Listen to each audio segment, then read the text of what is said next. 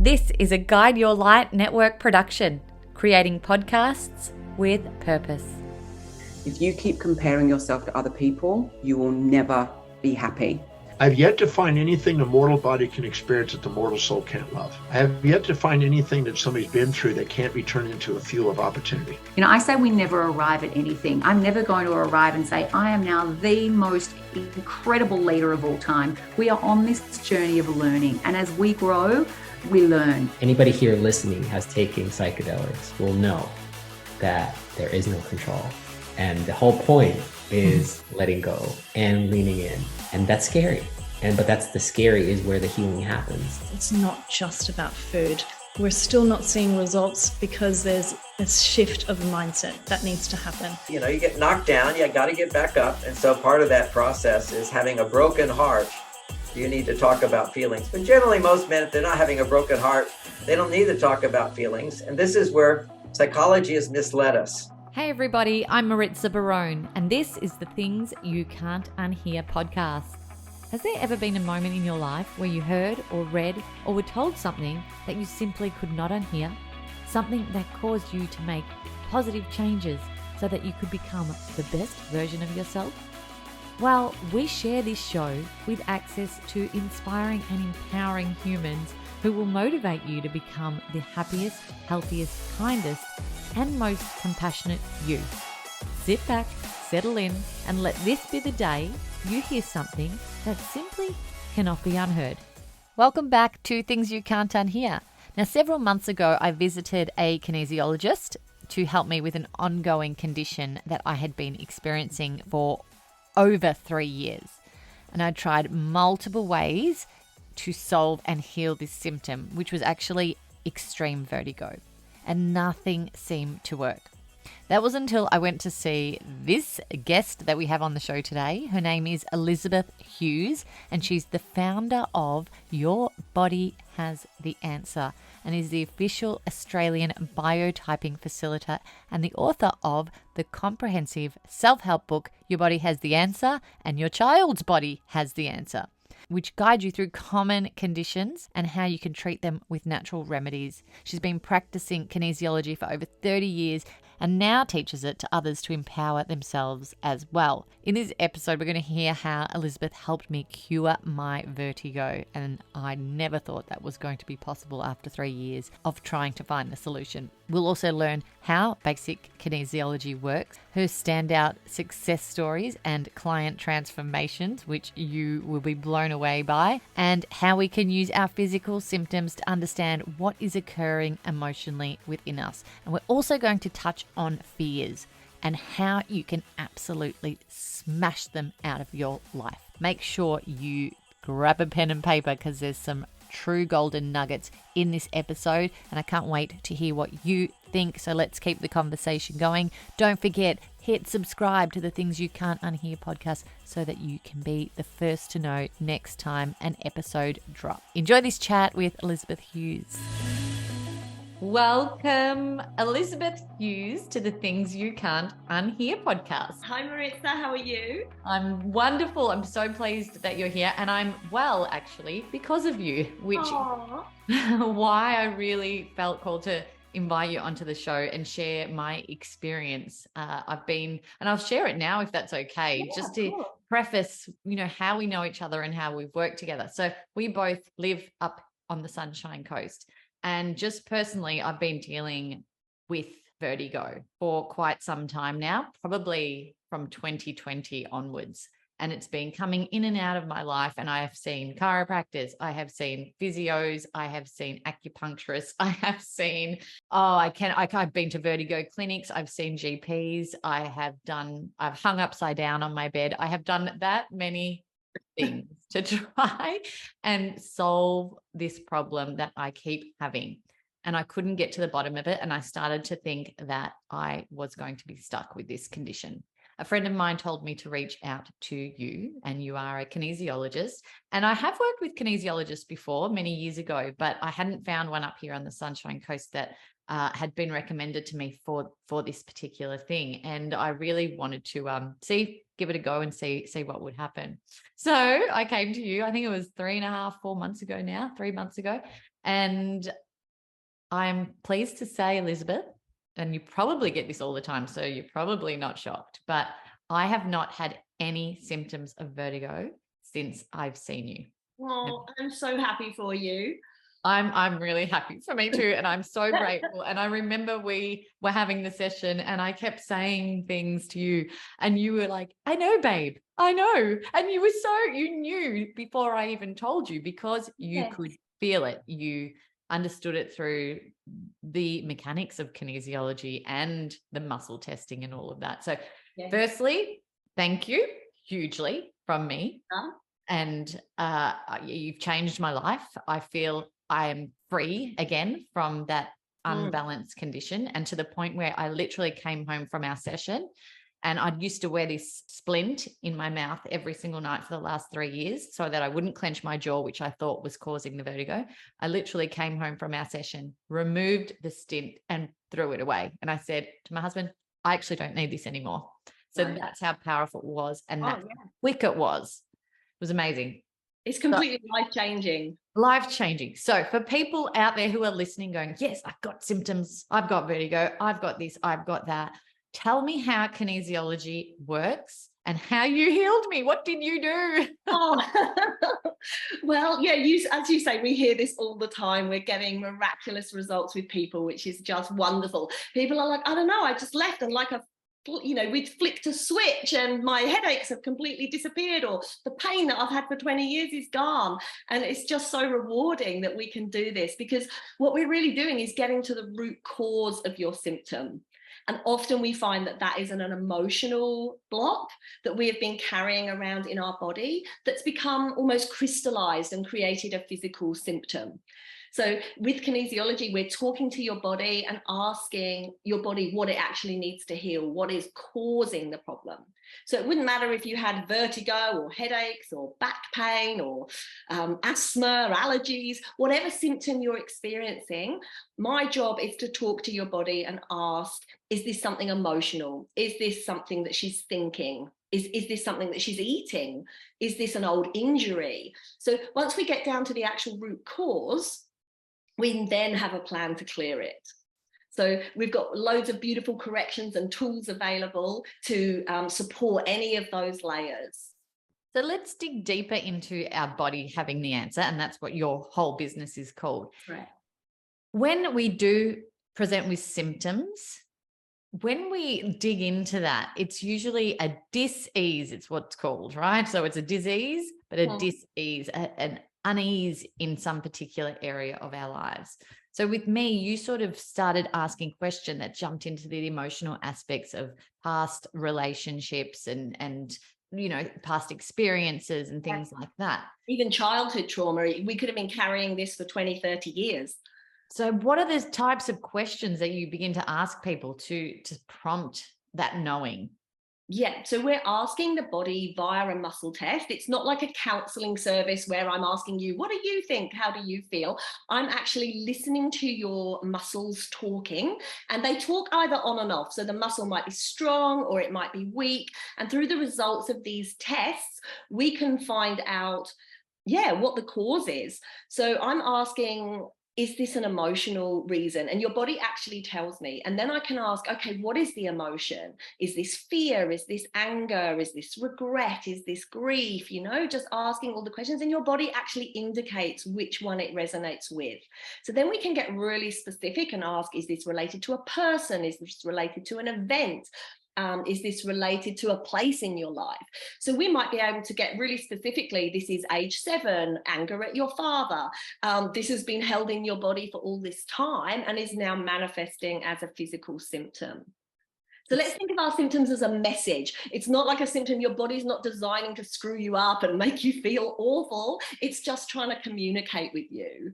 Isn't that such a nice way of looking at symptoms? Because very often we get these symptoms and we just want them to go away, and we have a Panadol and get rid of the headache. And then we have 3 weeks down the track, we have the headache again, we have another Panadol and we want it to, and it goes away and we've thought we've dealt with it, but it's almost just masking the emotional problem and not getting to the root cause.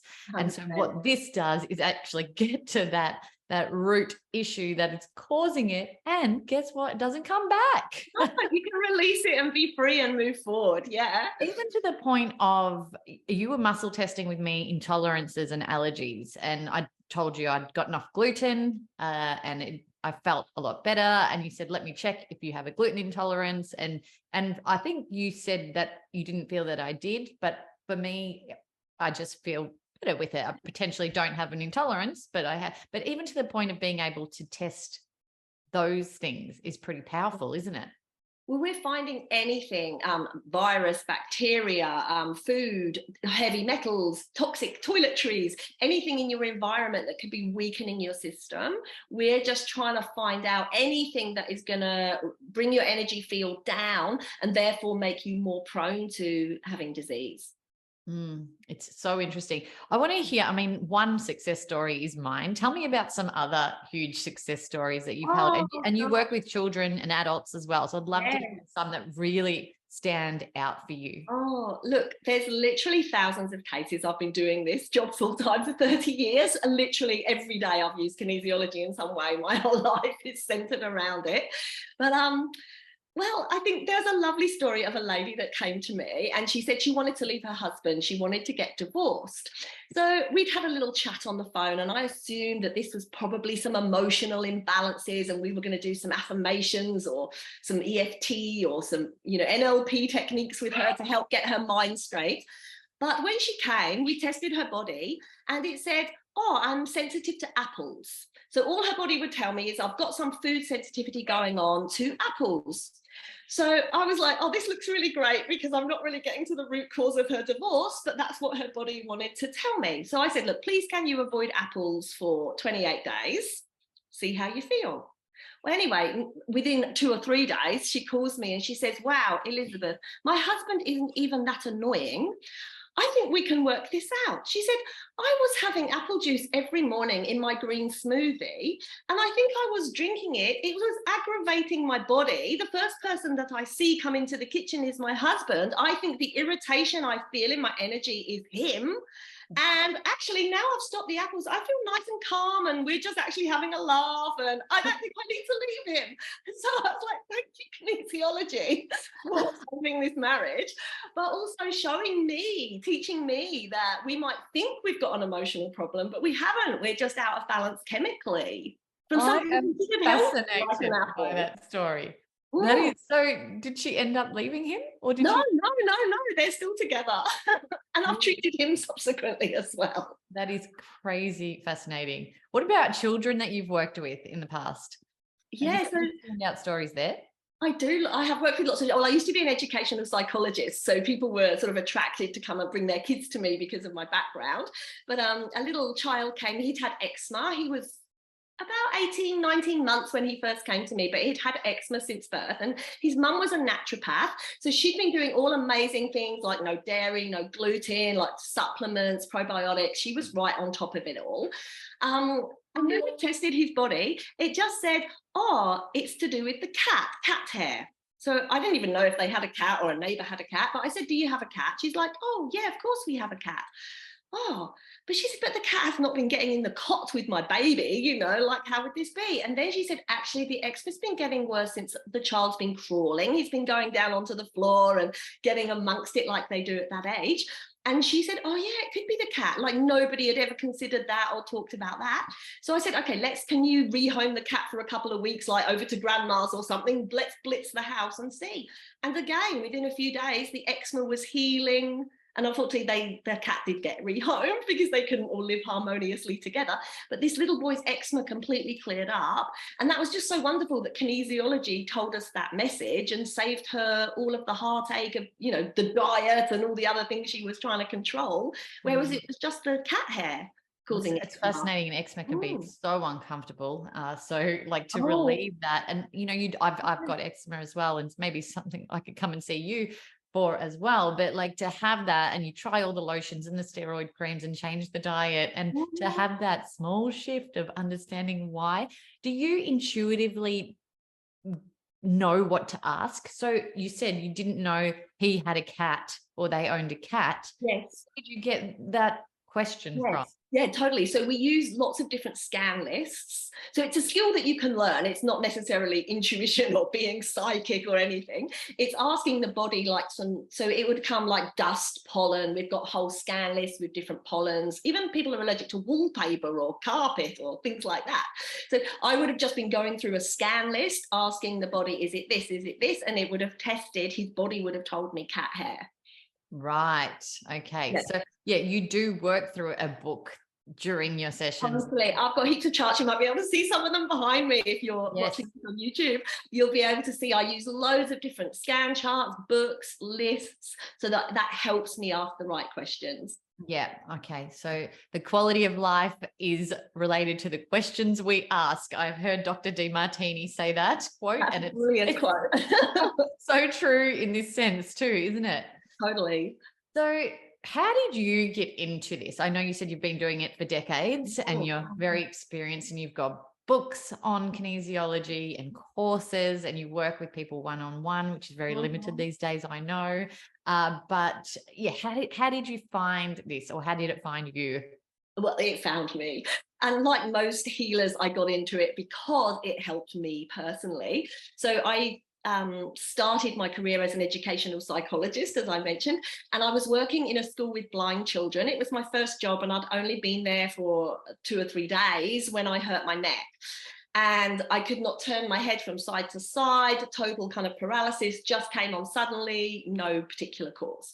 So I went to the doctor, I went for massage, I went for chiro, I tried all of these physical therapies to no avail. And I hadn't even heard of kinesiology then, this is like 30 years ago.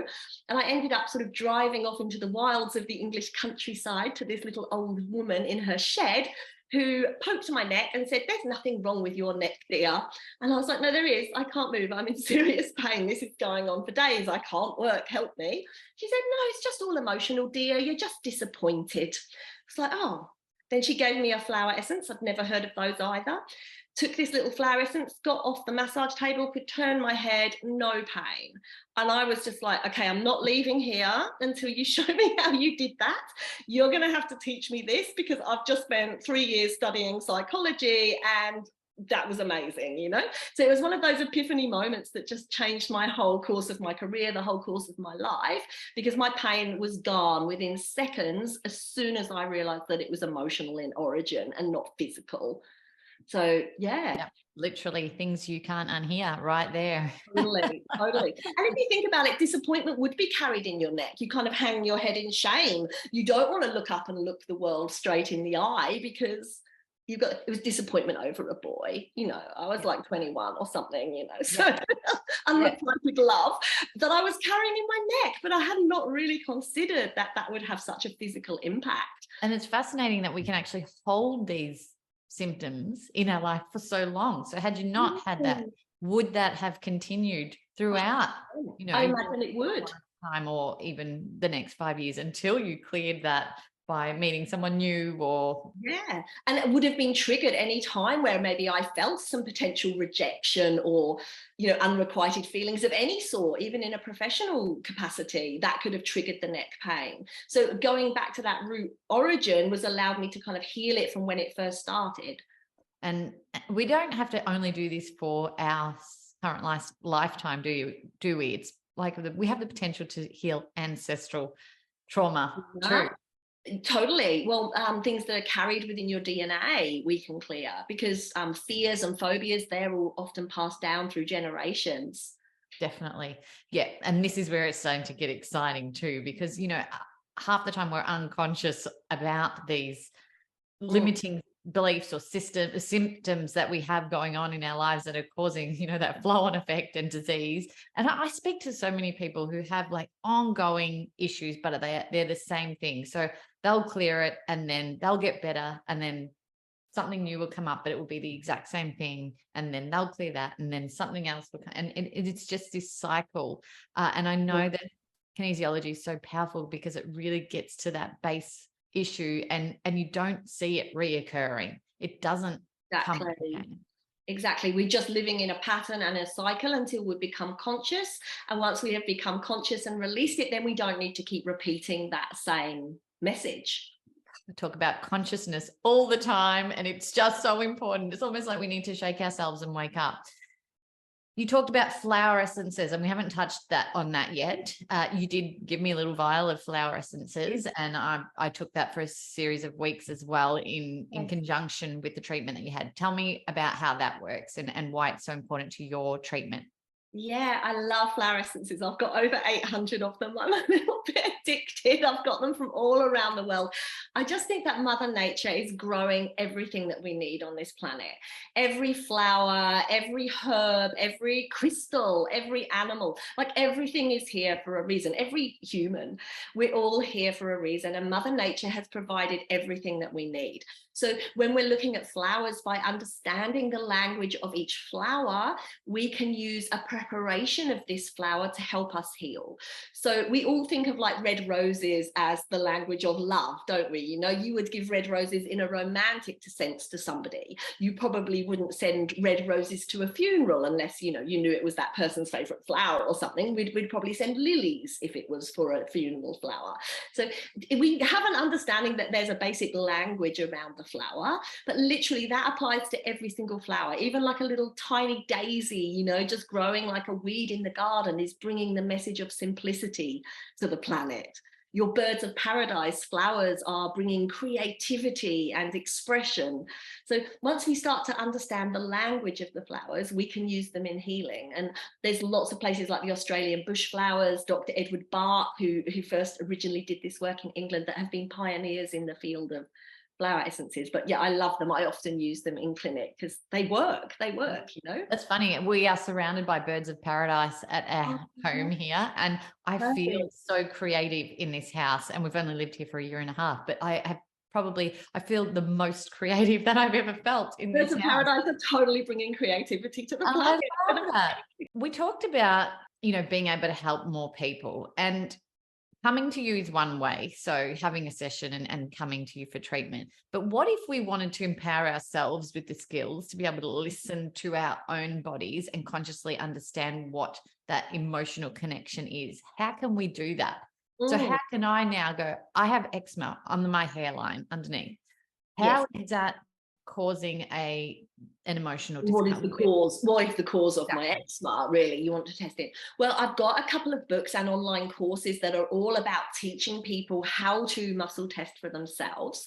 But one of the things you can just simply do is plot out a timeline of your whole life. Now, I know people are all into journaling and writing down their thoughts, but a lot of people haven't just simply worked out a basic timeline. So grab a piece of paper, draw yourself like 3 different columns.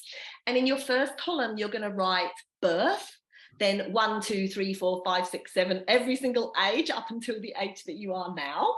In the next column, start thinking about any physical problems that you've had. Like, have you had any operations or accidents or serious illnesses? Have you had to take any medication or been in hospital? And you don't even have to do that in order. You might just think, oh yeah, when I was 10, I had my tonsils out. So just go to the 10 row and write in tonsils. Or you might think, oh yeah, I remember having glandular fever when I was 15, pop that into the column. And then on the final side, write different events, like what was happening in your life. So you might think, oh yeah, my dad died when I was 12. Let me pop that in. Oh yes, I got married when I was 27. Let me pop that in. So what we might then is start to see patterns. Oh, this is very interesting. It was just the year before my dad died. Oh, look, then I had glandular fever the year after. Oh, look, this was when I got married. 2 years later, that was when I had my gallbladder removed. You know, we want to just start mapping everything out so you can start to make conscious connections. So just taking the time to do that can be so illuminating, because you'll start to notice patterns within your own timeline. So once we see those patterns, I've written all that down. I'm going to. That's your homework. Yeah. Once we do start to see those patterns, what do we do next?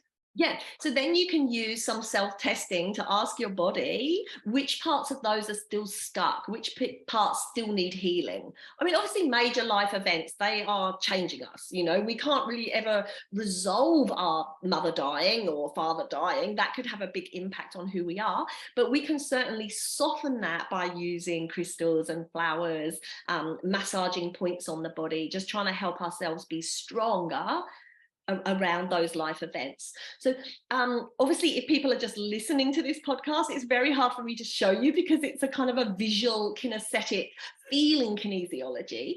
But what you can do as a simple muscle test yourself is on your non-dominant hand, you're going to get your thumb and your index finger and make a little circle. And on your dominant hand, you're going to use your index finger like a wand. So just sticking it up straight, that's perfect. And then you're going to insert, and a little muscle test can just be trying to break that finger through the circle. So in a normal test response, you should easily be able to hold your finger there. So don't use too much pressure, just gently, just pushing these fingers together as much as this. And then we're going to hold it together. And then when we ask a question, if the answer is yes, your finger will just break through. So if we're saying, is the effect of my dad dying still impacting me? It can be yes. Then I would ask the body, could I use a flower to help myself? Could I use an affirmation to help myself? Could I use a color, a crystal, an essential oil? Like there's so many beautiful healing tools, and whichever one we get a response to, we can then channel that further. So if my body says an essential oil, I could then just Google a list of essential oils. Do I need lavender? Do I need rosemary? Do I need peppermint? And find the one that my body responds to. And that's transcending the conscious mind. That's asking my subconscious what it wants. Do you start the question with something emotional or something physical, or doesn't matter? Doesn't matter. It doesn't matter. Ask, is this physical? Is this emotional? Is this chemical? Yeah, that's really fascinating. And I will have visuals to this on YouTube as well. So if anyone wants to see, Elizabeth was holding her hands and using the hands in that way to muscle test, it will be on YouTube that you can link into, and that will be in the show notes. But that's really, really fascinating to know that we can use this on our own, and we can find that and empower ourselves with that. Yeah, become your own therapist, empower yourself. It's your body, you can talk to it. But we're talking about really high level communication here, and some people aren't even doing listening to basic messages from their body, you know, like they come back from the supermarket with a whole load of bags in the car boot, and they are desperate for the toilet to go and make a wee. They don't go and make a wee. They carry all of the bags in, they're stacking all the groceries away, you know, dancing around the kitchen needing a wee. And then you're going to drop in and go, hey body, talk to me with kinesiology, what do you need? I'm like, you don't even listen to your body if it needs a wee. You don't go and unpack the shopping, you go straight to the toilet, sort out your body's needs, then you go deal with the groceries. Oh, that is so damn true. Listening to basic messages, and then they're like, oh, hey, higher self, do you want a crystal? And I'm like, oh, I don't know. You've been ignoring me for years. Maybe I want to tell you this. Do you use a specific technique for yourself, for example, to tune into what your body's trying to tell you? Yeah, totally. I use this one test that I was just explaining. Yeah, I often use that as self-testing for myself. I try not to get too addicted to it because it can literally be like, shall I wear this dress or should I wear this dress? You know, and you want to be able to use your intuition and function without testing everything. But certainly if I am confused or I need to make a decision that I want, like what's more aligned for myself, I've used it in restaurants with the menu, just test it. What does my body want to eat today? I need that in the restaurant because I struggle to actually. There's too much choice. That's why you just go with the banquet. No, that is really fascinating. And I suppose what about a body scan type of meditation? Is that a similar thing to that muscle testing? So say we wanted to listen to our body in that way, you know, you could potentially do those meditations that allow you to tune into specific parts of your body. Totally, because every organ is at a different frequency. So for example, our liver responds more to anger, our kidneys respond more to fear, our spleen is responding to anxiety about the future. So by tuning into our body and our feelings, we'll probably know where we've got blockages as well, because you'll actually feel a physical pain in your liver when you're angry. It's great. Kinesiology can also deal with fears. So not only just physical symptoms and disease and all of that, but I've seen people see kinesiologists with a fear of birds. That's what they come in. They come in with a fear of birds and they leave holding a bird. Treat lots of people with fears. I used to work a lot with people with fear of flying. I used to work with some pilots at Cathay Pacific Training Centre, and we used to get people in the flight simulators. and the pilots would be going through all the different noises and what this means, and I would be there helping to keep the patients calm and talk them through why they were frightened of flying. And it would be brilliant. They were people who wouldn't even walk past Flight Centre, you know, in a mall, to are then like just jumping online booking flights all around the world. So yeah, fear's a big thing that I've been focusing on in the last few years and just smashing through. And I met someone recently who literally was an old version of me, and she was telling me that she was scared to fly. She was scared to, there was a massive long list of everything that she was scared to do. And all I could hear was how she was actually limiting herself from moving forward. And she wanted to go to different states and travel internationally. And had these big dreams, but she couldn't get on a plane. And then I said, maybe you just have a shot of gin before you get on and smash those nerves. And she said, I'm too scared to have the alcohol because then I'll be out of control, or the relaxing, you know, the Valium, or, you know. So then there was a fear on top of a fear. And really in the back of my head, I said, I should be giving her Elizabeth's number. Fear is so paralyzing, and it can really become a habit. You know, once you've been stuck in that or traumatized through the fear once, it's very hard to overcome it. Because I think we think we're going to get to a point where we're really confident to say go on the plane or pick up the spider, but maybe we're not ever going to be confident. Maybe we're still going to have a degree of fear, but just we're able to overcome it and allow us to still function. We think that, yes, I'm scared of heights, but that actually doesn't have to be a forever fear. We can conquer that fear and beat it. Or you can go up the Eiffel Tower and look at the view, even having a little bit of fear. I think they go, oh, if I'm frightened, that's a bad sign, I mustn't do it, you know, whereas actually it's built, the confidence will come from actually overcoming it and trying these things. I actually wrote a long list of all my fears, and I'm shooting that through to me later.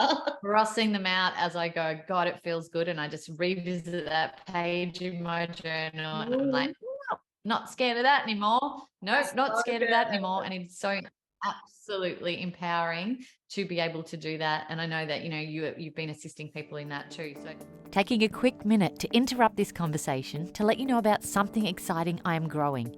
As you might know, I'm incredibly passionate about helping people to find and share their voice, especially if their voice is one that aims to create positive change in others.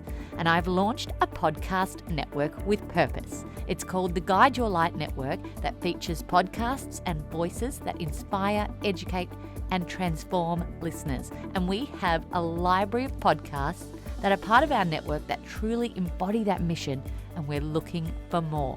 If this has sparked interest in you and you are ready to start exploring speaking and using your voice in this way, I'd love for you to check it out. Also, if you have something important to say and you don't know where to start to bring that to life, we can also help you to craft your authentic message through our Guide Your Light online sessions to help you get super clear on your intention, messaging, and structure needed to launch a podcast of your own that is authentically you. Just head over to guideyourlightnetwork.com.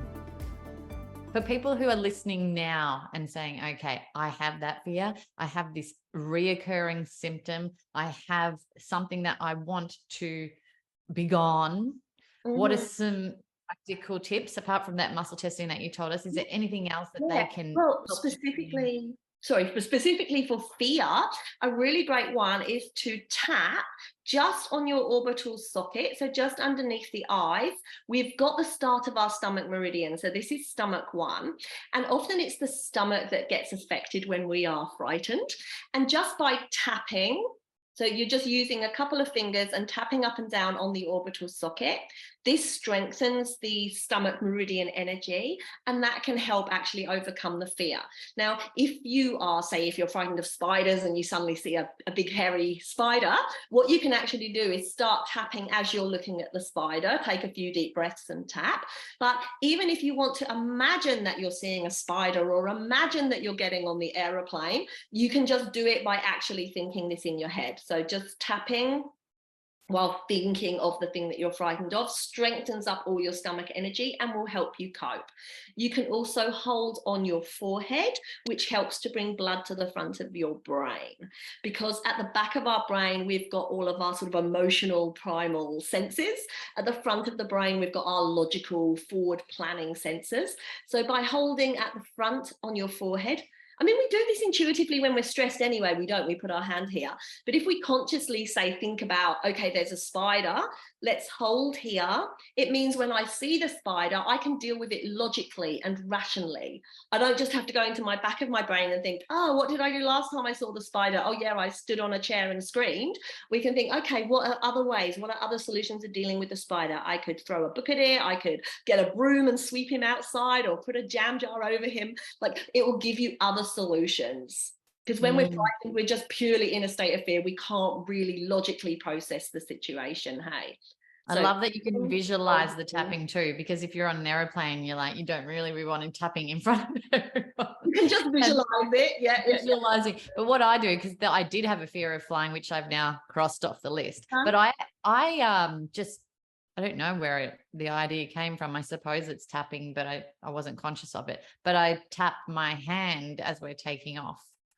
So it just looks like you can't really see two fingers in my palm, and it's almost like a distraction. That's what I've used it for. Potentially I'm using it as a tapping technique, like you've just described. You might be stimulating some meridians depending on where you are on your hand.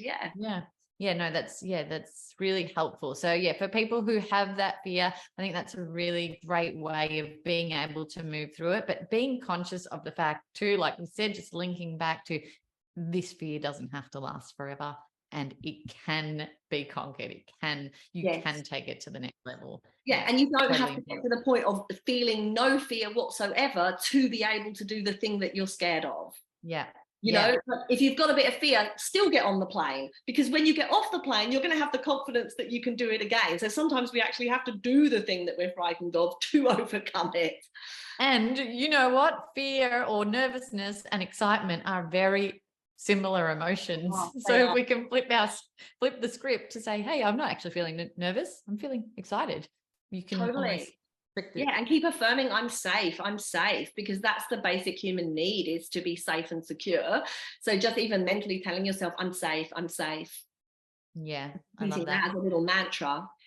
So tell me about like that feeling that you get as someone who works with other people and sees these transformations in them.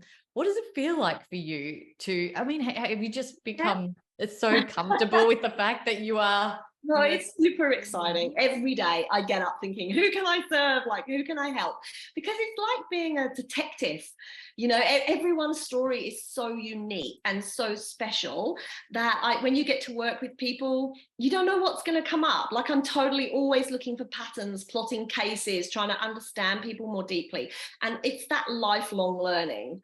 Because I could have treated somebody with a headache last week, and then I treat someone with a headache this week, and it's a completely different set of results of information. So I really love that it's constantly stimulating and challenging me to be the best I can. Like, no two cases are the same. Everyone is so unique. So that's super exciting for me. Oh, absolutely. Now, I remember when I was there seeing you too, we talked about my children a little bit and parenting, and you talked about yours, and we talked, and, you know, I talked about, I had a bit of frustration that I felt like what I was trying to teach them wasn't landing, because they're you know, getting into their early teens. Yeah. Right. And I feel like I wasn't communicating properly to have the information land in the way that I wanted it to land. And yes, I suppose a lot of people feel that way, especially with teenage children. And you shared with me the most beautiful quote that I literally came home and wrote down and put it on both my daughters' beds. And I used it the other day too, and I think they got it this time. But I was trying to teach them something, give them a lesson, and it wasn't landing. And I just stopped for a minute and I thought, it's okay. I'm going to use what Elizabeth gave me. And it was, I am not here to teach you. I am here to love you. The love will teach you. Aw, it's a good one, that, isn't it? It's a good one. I'm not even sure who said that or where it came from. It doesn't even matter. I know people, then respect to them. But yeah, I really feel that one. I really felt it too, because yes, we're here to love them and help them become the best versions of themselves and teach them the way forward and teach them right and wrong. But then they get to an age where they need their own freedom to express who they are as people. And I suppose it comes around the age that I'm in now. And every time I tell people the age of my kids, they're like, oh, you're in the thick of it. You're in the thick of it, right? Which I'm starting to understand why. But yeah, it is almost that, that quote and what you said allows you to just detach a little bit from being in that control state and going, right. Totally. Yeah, I mean, obviously we're going to teach them how to ride a bike and swim, like we are going to teach them. But ultimately, children shouldn't have to work for our love. Our home should be a really safe, secure space where children can just be themselves. And I think we think sometimes our role of parents is to teach them. They need to learn the hard way, or they need to learn the lesson, and we want to do it. And I don't think that is always our role. Our role is just to love them, because when they feel safe, secure, and loved, then they will be able to go out and learn. A bit like we were saying, you can get on the plane if you feel safe. You can go out into the world and learn your lessons, knowing that you've got a safe, non-judgmental space at home where you can learn. So my kids grew up with me saying, like, I don't have to teach you. I'm just going to love you. My role is loving you. This love is going to teach you, because you only learn when you're safe, happy, relaxed, laughing. Like with all my classes, I'm like to all my students, just relax, just let's have fun, because then you'll pick up the information. If you're all stressed, you can't learn and process. So that's kind of been my way of mothering. And ironically, it's kind of worked, because my kids have, well, my eldest son has done all of my courses. He did my whole kinesiology course. He's done my energy reset courses. He wants me to teach him. And the youngest one is just becoming a personal trainer, and he's done all of my anatomy program. And I'm like, so my whole life I was like, no, I'm just loving you. You'll go out and learn it. Now they want me to teach them. So I'm like, oh, the irony of that is they are listening now. So they will come back to you, but so they will. I love that. All right. So maybe I'm like, no lessons from me until you ask for them. The teenagers are unteachable, really. Just be there to love them, God. Just like, I'm here for you when you need me. If you need my help, ask for it, and then just try and kind of keep quiet until they come. I love it. Okay, I'll try to keep quiet a little bit more. So who have been your biggest teachers and mentors along the way? I know I get inspired by so many people along the way, and read so many books that just change the way I see the world. Do you have any sort of standouts that have really... Well, obviously Louise Hay was like the original sort of pioneer for the mind-body connections, and Deb Shapiro, Yvette Rose, people like that have gone on to blaze this trail for us. At the moment, I'm studying mathematics actually at the Jane 108 Academy, and he's just been a massive inspiration to me, helping me understand sacred geometry and mathematics, which really, I guess, is looking for patterns again, isn't it? So that my brain really loves that. But again, they're all sort of intellectual pursuits. Really, I think what's taught me the most are my children, because that's the actual embodied experience of having to learn patience and tolerance and love, unconditional love, all of those things day by day. So as much as I love filling my mind, you actually just want that experience, don't you? To actually walk the path is how I learn. Yeah, absolutely. Yeah. And has there been something, and I ask everyone this question at the end of the podcast, is there been something that's really stood out for you in terms of something that you couldn't unhear and that created inspiration? That's a good question. Things that I can't unhear. Well, I have another lovely quote that, again, I don't know where it came from, but it really changed my life.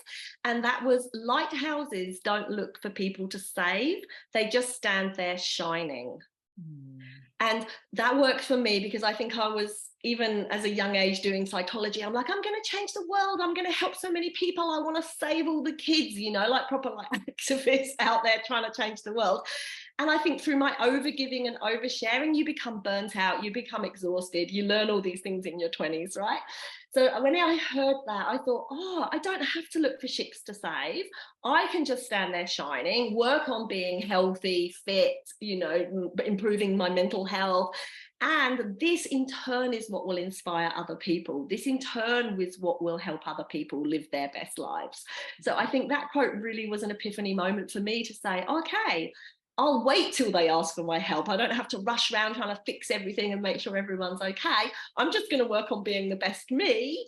And if you need some help, I'm here. Yeah, it's almost like be the change you wish to see in the world. Hey? Yeah, beautiful. Yeah, I love that so very much. So I know you work one-on-one with people, but that's limited because your time is limited and you're wanting to spread your knowledge as far as possible to help as many people as possible and be that shining beacon of light. So tell us about what you're doing now and how people can actually learn from you in the best way. Yeah, totally. We have a huge selection of online training programs available through the website, which is yourbodyhastheanswer.com. Loads of different courses. People can jump in and have a look at what resonates. There's ones to improve abundance, improve your sleep, learn to self-test your body. And then if you get really into it, we offer a foundation in kinesiology, which is a very extensive program that takes about 4 or 5 months to complete. And then if you are really in love and addicted, as most of the students are by this point, you can go on and do our advanced program, which is training you to be a professional kinesiologist. I have also written books on kinesiology, as you mentioned. So if you just like learning to test yourself, ask your body what it needs, the most simple thing to do is grab yourself an ebook or a hard copy and start digging into that. And we also offer something called Energy Reset, which was a modality I developed during the pandemic when I wasn't able to touch people hands-on. And I had all of these people ringing desperate for help, but they were locked in their houses. I was like, how am I going to be able to help them? So I started really working through the quantum field and working energetically to be able to send healing. And that has morphed into its own recognized modality that we now train other people to do. So that's been super exciting. That one of the good things that's come out of the pandemic for me. Yeah, I need to muscle test on that pandemic because I do instantly feel stress every time I hear that word. I know. Yeah. So I think, you've obviously got something there for everyone if it's something that they want to work on for themselves or their own family, or if they want to take it deeper into the lessons and learn kinesiology and practice it on other people. Yeah, totally. Just for yourself, or maybe you'll then be inspired to shine your light and help others. Yeah, and you are a beacon of shining light, like I said before. And I love that big smile that you've got. I love the work that you're doing, and I can't wait to see what's next for you. I will put all of your links in the show notes to this episode. And if you guys are inspired listening to this or have symptoms or fears that you want to smash, look into Elizabeth's work and hopefully you can get the relief that I did. And I am definitely going to be doing that column list today, because if I don't do it today, I will not. Knock it out now. Birth ages, physical problems you've had throughout those birth ages, and events of what was happening in your life at that time. Yes, and put them down in random order. It doesn't have to be structured. Just as you think of them, just keep adding to it. You can build this up. Yeah, amazing. All right. Well, I can't wait. Everyone, if you do that, please let me know how it goes. And if you have any other questions or want to keep the conversation going, let me know as well. And I can help you reach out to Elizabeth. Thank you so much for your time today. Thank you. It's so lovely to talk to you. Thanks for listening to the show. What did you think? And what did you feel? Let us know by leaving me a message on the Things You Can't Unhear Instagram community page. And if you can, give us some ratings love on your favorite listening platform.